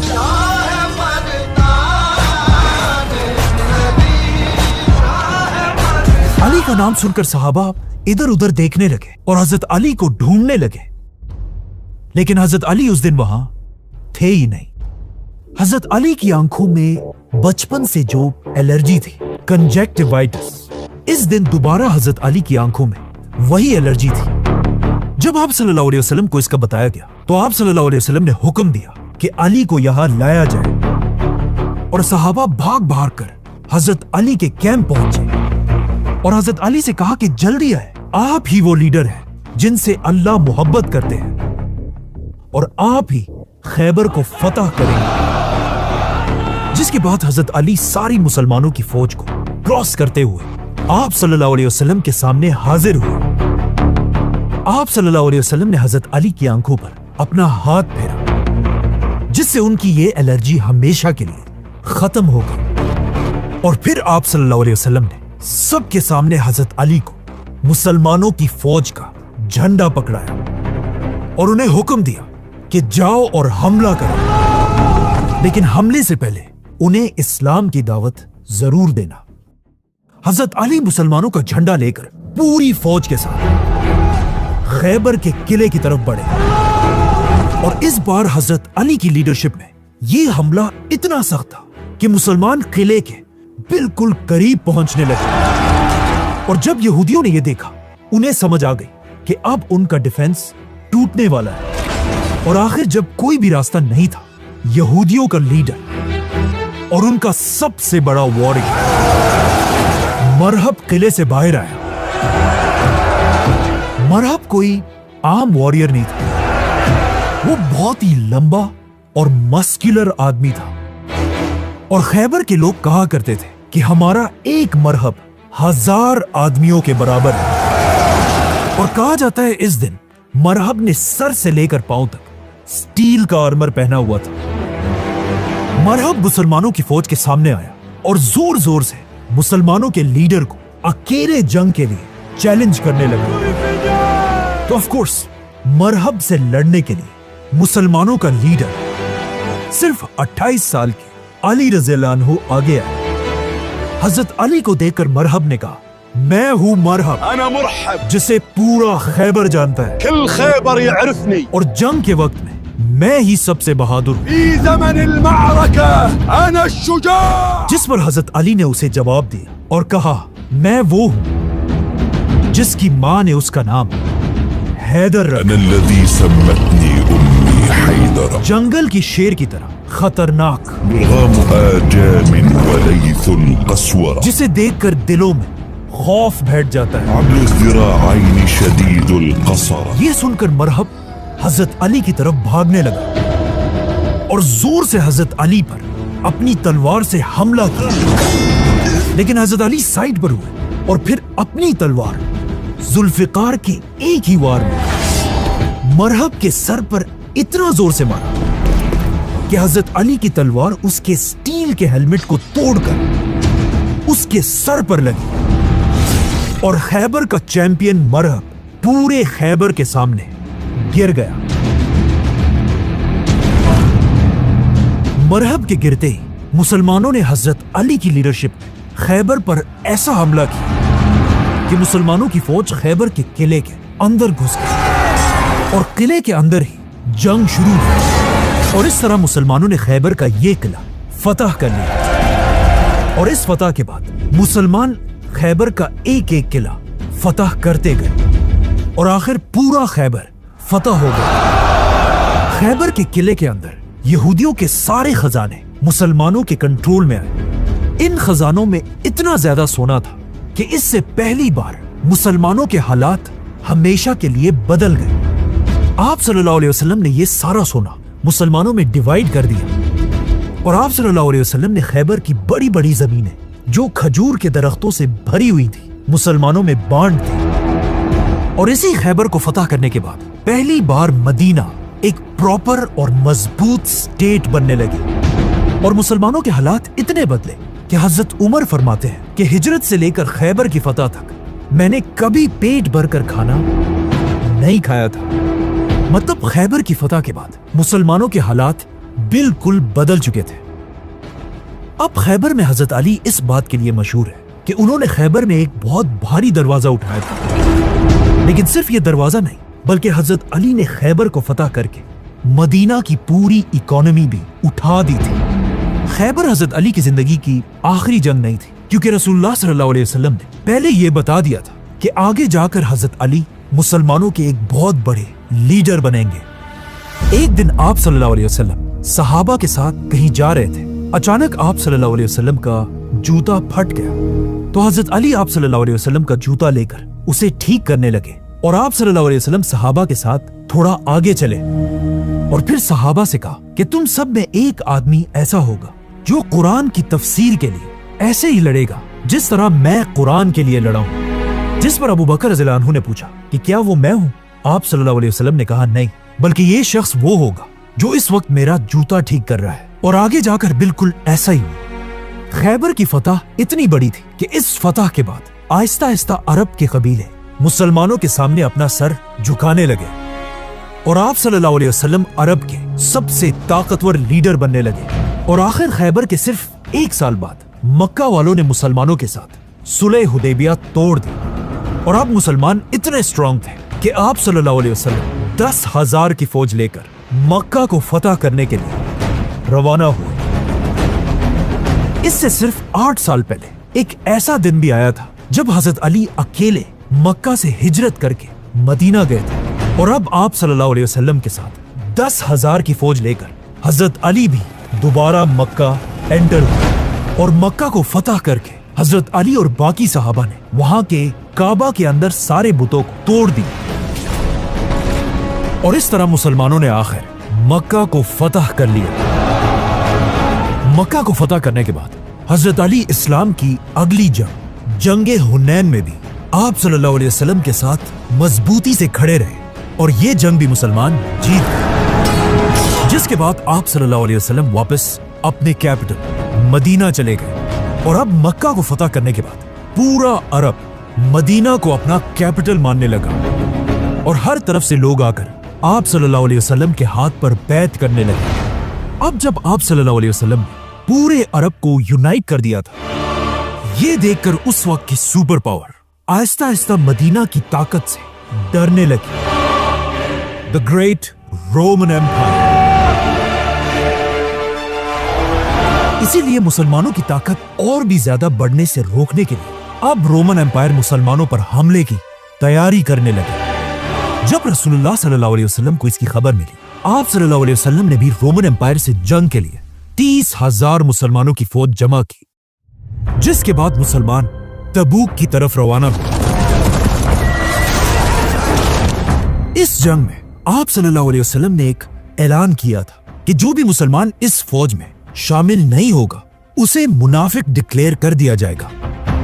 जैसे ही मुसलमानों की फौज मदीना से रवाना हुई, पहली बार आप सल्लल्लाहु अलैहि वसल्लम ने मुसलमानों के सबसे बड़े वॉरियर हजरत अली को हुक्म दिया कि वो इस जंग में शामिल नहीं होंगे, बल्कि वो मदीना में रहकर मुसलमानों के कैपिटल की हिफाजत करेंगे। जिसके बाद मुसलमानों की फौज जंग के लिए रवाना हुई। पहली बार ऐसा हुआ था कि हजरत अली आप सल्लल्लाहु अलैहि वसल्लम के साथ किसी जंग में शामिल नहीं हुए हों। ये देखकर मदीना के कुछ मुनाफिक हजरत अली के खिलाफ अजीब अजीब बातें बनाने लगे। लेकिन जब हजरत अली को इन बातों का पता चला, वो सीधा मदीना से मुसलमानों की फौज की तरफ रवाना हुए और आप सल्लल्लाहु अलैहि वसल्लम के पास पहुंचकर पूछा, या रसूल अल्लाह, आप क्यों मुझे मदीना के बच्चों और औरतों के साथ छोड़ रहे हैं? हजरत अली को इस तरह परेशान देखकर आप सल्लल्लाहु अलैहि वसल्लम ने उन्हें कहा, ए अली, क्या तुम इस बात से खुश नहीं हो कि तुम्हारी हैसियत मेरे लिए ऐसे ही है जैसे मूसा अलैहिस्सलाम के लिए हारून अलैहिस्सलाम की थी, लेकिन मेरे बाद कोई नबी नहीं होगा।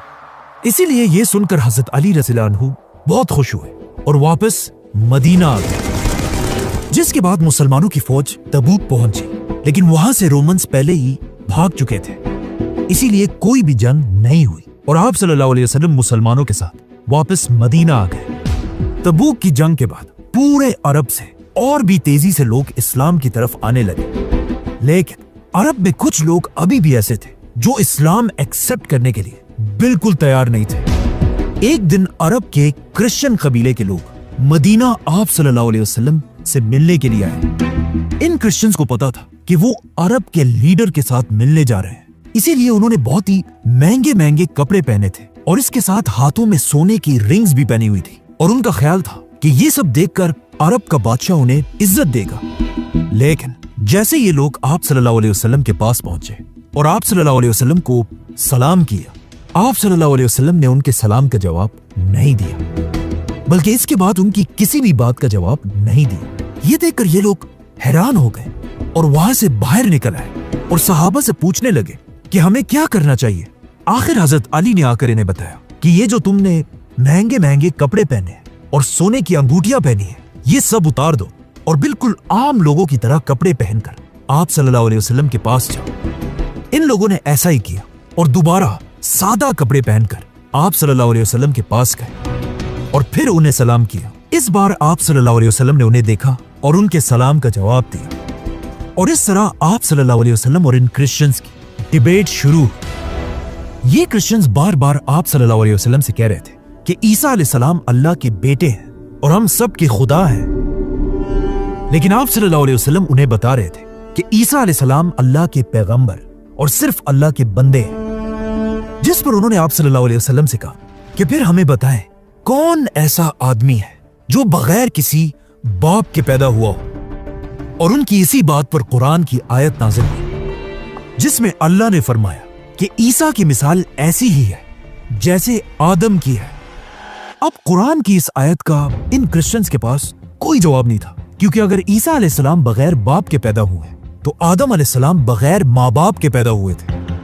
लेकिन फिर भी ये क्रिश्चियंस अपनी बात पर खड़े रहे, जिस पर आखिर आप सल्लल्लाहु अलैहि वसल्लम ने इन क्रिश्चियंस को मुबाहला का चैलेंज दिया कि तुम अपने फैमिली को लेकर आओ और मैं भी अपनी फैमिली अहले बैत को लेकर आऊंगा और फिर हम मिलकर अल्लाह से दुआ करेंगे कि जो भी हम में गलत है उस पर अल्लाह की लानत हो। और सबको अच्छी तरह पता था कि आप सल्लल्लाहु अलैहि वसल्लम के अहले बैत कौन है, क्योंकि इससे पहले एक दिन आप सल्लल्लाहु अलैहि वसल्लम घर गए और एक चादर के नीचे हजरत फातिमा, हसन, हुसैन और अली रज़ियल्लाहु अन्हु को बिठाया और अल्लाह से कहा कि यही लोग मेरे अहले बैत हैं।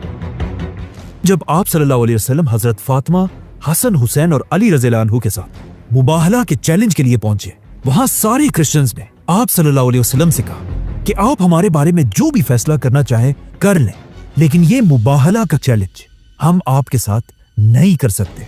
और ये क्रिश्चियंस वहां से चले गए। यहां से हजरत अली की जिंदगी में एक बहुत बड़ा चेंज आया, क्योंकि अब रसूलुल्लाह सल्लल्लाहु अलैहि वसल्लम हजरत अली को एक वॉरियर से इस्लाम का बहुत बड़ा जज बनाना चाहते थे। असल में जब पूरा अरब इस्लाम की तरफ आ रहा था, यमन का एक बहुत बड़ा कबीला अब भी मुसलमान होने के लिए तैयार नहीं था।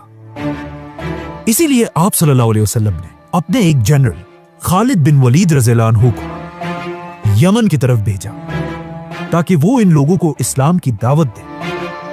लेकिन आप सल्लल्लाहु अलैहि वसल्लम काफी अरसे तक इंतजार करते रहे, लेकिन यमन के मुसलमान होने की कोई खबर नहीं आई। तो आखिर आप सल्लल्लाहु अलैहि वसल्लम ने खालिद बिन वलीद को वापस मदीना बुलाया और फिर आप सल्लल्लाहु अलैहि वसल्लम ने हुक्म दिया कि अली को मेरे पास लाया जाए। हजरत अली ने आकर आप सल्लल्लाहु अलैहि वसल्लम से पूछा कि या रसूल अल्लाह, आप मुझे बहुत दूर एक दूसरे मुल्क भेज रहे हैं और मेरी उम्र तो अभी बहुत कम है, और वहां मुझसे बड़ी उम्र के लोग मेरी बात क्यों मानेंगे, और मैं उनके दरमियान सही फैसला कैसे करूंगा? क्योंकि इस वक्त हजरत अली की एज सिर्फ 30-32 साल थी। जिस पर आप सल्लल्लाहु अलैहि वसल्लम ने हजरत अली के सीने पर अपना हाथ फेरा और हजरत अली को दुआ दी, ऐ अल्लाह, अली की जबान को सच के साथ रख और इसके दिल को हिदायत दे। और फिर हजरत अली से कहा, ऐ अली, जब भी तुम दो ग्रुप्स के दरमियान फैसला करना, पहले दोनों ग्रुप्स की हर बात गौर से सुनना और तभी फैसला करना। आप सल्लल्लाहु अलैहि वसल्लम ने हजरत अली को अपने हाथों से उनके सर पर एक अमामा पहनाया और उनके हाथ में काला झंडा दिया, और इस तरह हजरत अली यमन की तरफ रवाना हुए। एक जनरल की तरह नहीं, बल्कि यमन के गवर्नर और जज की तरह। जैसे ही हजरत अली यमन पहुंचे, उन्होंने वहां सारे लोगों को जमा किया, उनके सामने आप सल्लल्लाहु अलैहि वसल्लम का लेटर पढ़कर सुनाया और फिर एक जबरदस्त स्पीच की। और इस तरह हजरत अली की ही बातों से इंस्पायर होकर पूरे यमन ने इस्लाम कबूल कर लिया। और हजरत अली के जाने के कुछ ही दिन बाद आप सल्लल्लाहु अलैहि वसल्लम तक खबर पहुंची कि यमन इस्लाम कबूल कर चुका है, जिसके बाद हजरत अली यमन के लीडर बने और यमन के सारे फैसले हजरत अली ही करने लगे। ये वही यमन था जहां से बहुत साल पहले एक बादशाह ने मक्का पर हमला किया था, जिसका नाम था अब्रहा। और अब मक्का का ही एक आदमी पूरे यमन का लीडर था। कुछ महीने यमन में रहने के बाद हजरत अली को पता चला कि आप सल्लल्लाहु अलैहि वसल्लम अपनी जिंदगी के पहले हज के लिए मदीना से मक्का आ रहे हैं, जिसके बाद हजरत अली यमन से मक्का की तरफ रवाना हुए और जाकर आप सल्लल्लाहु अलैहि वसल्लम के साथ इस हज में हिस्सा लिया। ये आप सल्लल्लाहु अलैहि वसल्लम की जिंदगी का पहला और आखिरी हज था। और हज करने के बाद रसूलुल्लाह सल्लल्लाहु अलैहि वसल्लम हजरत अली और हजारों सहाबा के साथ वापस मदीना की तरफ रवाना हुए। अब जब ये हजारों मुसलमान आप सल्लल्लाहु अलैहि वसल्लम के साथ मक्का से मदीना जा रहे थे, रास्ते में एक जगह खुम के मकाम पर स्टे किया। मुसलमानों ने आप सल्लल्लाहु अलैहि वसल्लम के लिए कुछ दरख्तों के नीचे स्पीच की जगह बनाई, जहां आप सल्लल्लाहु अलैहि वसल्लम सारे मुसलमानों के सामने आए। सही मुस्लिम और हदीस की इन किताबों में आप सल्लल्लाहु अलैहि वसल्लम की यह स्पीच कुछ इस तरह है। आप सल्लल्लाहु अलैहि वसल्लम सारे मुसलमानों के सामने आए और फरमाया, ऐ लोगो, सुन लो, मैं भी एक इंसान हूं। बहुत जल्द एक फरिश्ता अल्लाह का पैगाम लेकर मेरे पास आएगा और मैं उसका हुक्म मान लूंगा। ऐ लोगो, मैं तुम्हारे पास दो बहुत बड़ी चीजें छोड़कर जा रहा हूं।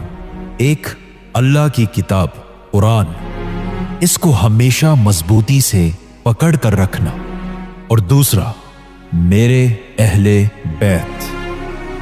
मैं तुम्हें अपने अहले बैत के बारे में अल्लाह से डराता हूं।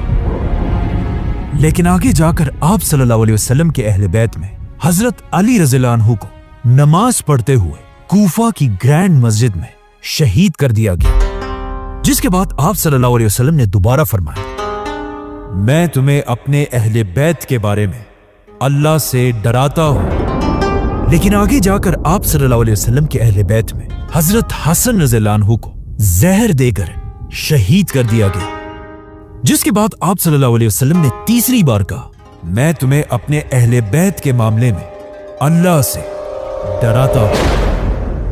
लेकिन आप सल्लल्लाहु अलैहि वसल्लम के अहले बैत में हजरत हुसैन रज़ियल्लाहु अन्हु को भी करबला के मैदान में बेरहमी से शहीद कर दिया गया। इसी तरह ये बात 3 बार कहने के बाद आप सल्लल्लाहु अलैहि वसल्लम ने सहाबा से पूछा, क्या तुम लोगों को नहीं पता कि मेरा मुसलमानों पर उनकी जानों से भी ज्यादा हक है? जिस पर सहाबा ने जवाब दिया कि बिल्कुल, हम मानते हैं। तो आप सल्लल्लाहु अलैहि वसल्लम ने हजरत अली का हाथ पकड़ा और उसे उठाकर फरमाया, जिसका मौला मैं, उसका मौला अली। ए अल्लाह, उससे मोहब्बत रख जो अली से मोहब्बत रखे, और उससे दुश्मनी कर जो अली से दुश्मनी करे। ये कोई पहली दफा नहीं था कि आप सल्लल्लाहु अलैहि वसल्लम ने मौला अली की इंपॉर्टेंस के बारे में मुसलमानों को बताया हो। इससे पहले भी एक बार आप सल्लल्लाहु अलैहि वसल्लम ने फरमाया था कि ए अली, तुमसे मोमिन ही मोहब्बत करेगा और तुमसे मुनाफिक ही बुग़्ज़ रखेगा। एक और जगह आप सल्लल्लाहु अलैहि वसल्लम ने फरमाया था, कुरान अली के साथ है और अली कुरान के साथ है। और एक और बार आप सल्लल्लाहु अलैहि वसल्लम ने फरमाया, अली मुझसे है और मैं अली से हूं। हजरत अली उन 10 सहाबा में से भी थे जिन्हें रसूलुल्लाह सल्लल्लाहु अलैहि वसल्लम ने दुनिया में जन्नत की खुशखबरी दी थी। आप सल्लल्लाहु अलैहि वसल्लम ने एक और जगह फरमाया, जिसने अली को गाली दी उसने मुझे गाली दी, और जिसने मुझे गाली दी उसने अल्लाह को गाली दी। और कहा, जिसने अली को तकलीफ पहुंचाई उसने मुझे तकलीफ पहुंचाई। और एक दिन आप सल्लल्लाहु अलैहि वसल्लम ने फरमाया, जिसने मेरी बात मानी उसने अल्लाह की बात मानी, और जिसने अली की बात मानी उसने मेरी बात मानी। और आखिर एक दिन आप सल्लल्लाहु अलैहि वसल्लम ने हजरत अली से यह भी कहा कि मेरी उम्मत का सबसे बुरा आदमी वो होगा जो तुम्हारी दाढ़ी को तुम्हारे खून से लाल कर देगा, मतलब तुम्हें शहीद कर देगा। मतलब जो आदमी हजरत अली को शहीद करेगा वो कयामत तक इस उम्मत का सबसे बदबख्त आदमी होगा।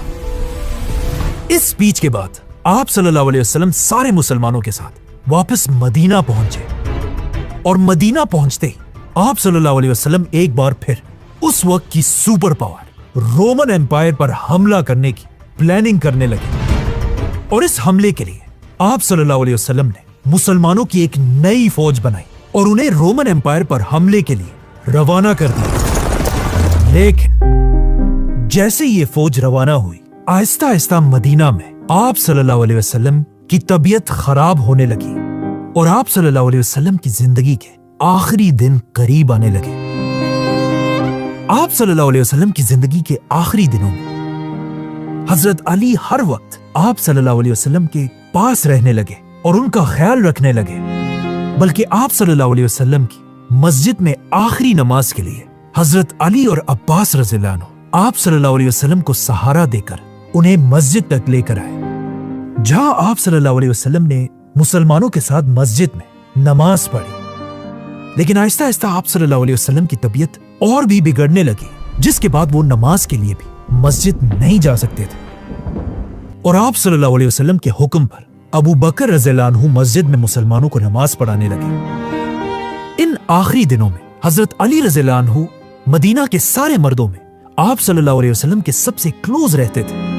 इसीलिए जब भी हजरत अली बाहर निकलते थे, सारे मुसलमान उनके गिर्द जमा होकर उनसे पूछते थे कि हमें बताएं आप सल्लल्लाहु अलैहि वसल्लम की तबीयत अब कैसी है।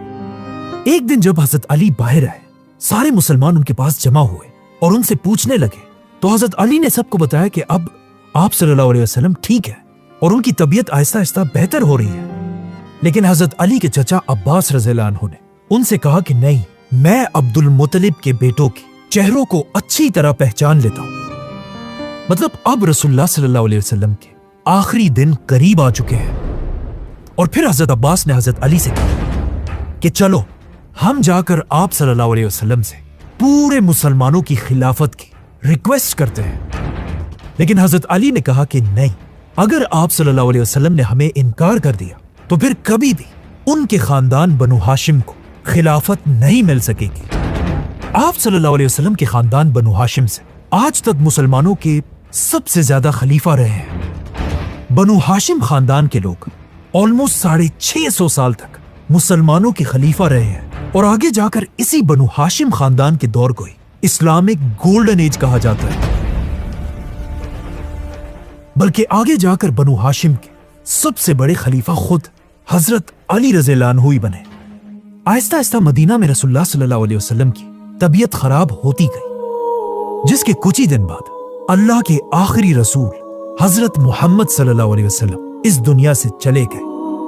आप सल्लल्लाहु अलैहि वसल्लम की वफात की खबर एक आग की तरह पूरे मदीना में फैली और मदीना के हर घर में लोग रो रहे थे और हर तरफ मदीना में गम फैला हुआ था।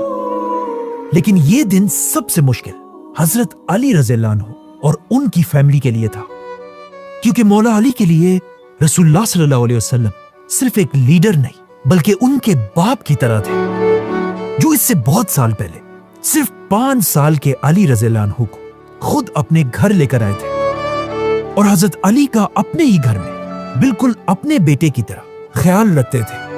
हजरत अली ने आप सल्लल्लाहु अलैहि वसल्लम के ही घर में लिखना और पढ़ना सीखा था, और सिर्फ यही नहीं बल्कि अरब के सबसे बड़े वॉरियर भी हजरत अली आप सल्लल्लाहु अलैहि वसल्लम के घर से ही बने। और आप सल्लल्लाहु अलैहि वसल्लम ने अपनी छोटी बेटी हजरत फातिमा रज़ियल्लाहु अन्हा की शादी भी हजरत अली रज़ियल्लाहु अन्हु से कराई थी। हजरत अली के बेटों हसन और हुसैन से आप सल्लल्लाहु अलैहि वसल्लम सबसे ज्यादा मोहब्बत करते थे, और जाने से पहले आप सल्लल्लाहु अलैहि वसल्लम ने सारे मुसलमानों से कहा था कि मैं 2 चीजें तुम्हारे पास छोड़कर जा रहा हूं, अल्लाह की किताब और अपने अहले बैत। आप सल्लल्लाहु अलैहि वसल्लम की वफात के बाद हजरत अली आप सल्लल्लाहु अलैहि वसल्लम की मैयत के पास आए और कहा, या रसूल अल्लाह, आपसे पहले भी अल्लाह के रसूल दुनिया से जा चुके हैं,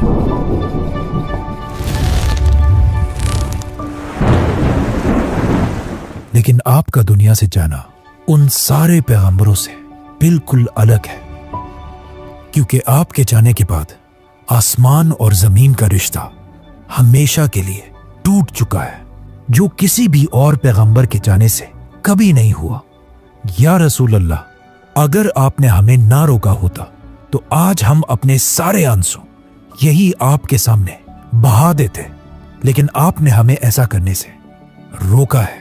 या रसूल अल्लाह, मेरे माँ बाप आप पर कुर्बान हो, और जब आप अपने रब के पास पहुंच जाए हम सबको जरूर याद रखिएगा। दुनिया के सबसे अजीम इंसान रसूलुल्लाह सल्लल्लाहु अलैहि वसल्लम को हजरत अली ने गुस्ल दिया, और इस इतने मुश्किल दिन में इतने गम में होने के बावजूद भी हजरत अली ने ही आप सल्लल्लाहु अलैहि वसल्लम को दफनाने की सारी तैयारी की। इसी तरह आखिरी वक्त तक हजरत अली आप सल्लल्लाहु अलैहि वसल्लम के साथ रहे। अब इस्लाम की तारीख में एक नया दौर शुरू हो चुका था, और आप सल्लल्लाहु अलैहि वसल्लम के जाने के बाद मुसलमानों ने अपना पहला खलीफा अबू बकर रज़ियल्लाहु अन्हु को बनाया, और अब वक्त आ चुका था कि मुसलमान आप सल्लल्लाहु अलैहि वसल्लम की कही हुई बातों को पूरा करें, और उस वक्त की सुपर पावर्स रोमन और पर्शियन एम्पायर क्रश कर दिया। इसीलिए अबू बकर रज़ियल्लाहु अन्हु ने एक ही टाइम पर दोनों सुपर पावर्स पर हमला कर दिया, और मुसलमान एक के बाद एक शहर को फतह करने लगे। और यहां से हजरत अली की जिंदगी में भी एक नया दौर आया, the chief justice of Islam.